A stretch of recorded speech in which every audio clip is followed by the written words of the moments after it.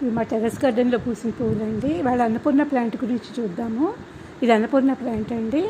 ఇదేంటంటే ఆకు ఇలాగా కొంచెం మన లెమన్ గ్రాస్ ఇలాచి మొక్క ఆకులాగా ఉంటుందన్నమాట. దీనికి కూడా కొంచెం ఇసుక ఎక్కువ వేయాలి. మట్టి 20%, మిగతాదంతా కౌడంగేనండి, వేపపిండి ఇవి వేసానమాట.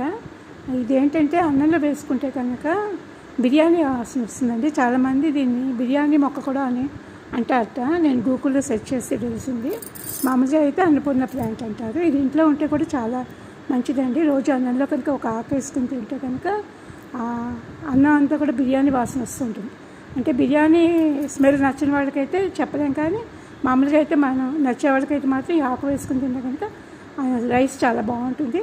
మిల్లెట్స్లో కూడా వేసుకోవచ్చండి. కొంతమందికి మిల్లెట్స్ వాసన నచ్చదు కదా, కొర్రలు, అంటు కొర్రలు అవి ఉంటాయి కదా, లిటిల్ మిల్లెట్స్, బార్న్యార్డ్స్, వాటిల్లో కూడా వేసుకోవచ్చండి. చాలా బాగుంది. ఈ మొక్క బాగా పెరుగుతుంది అన్నమాట.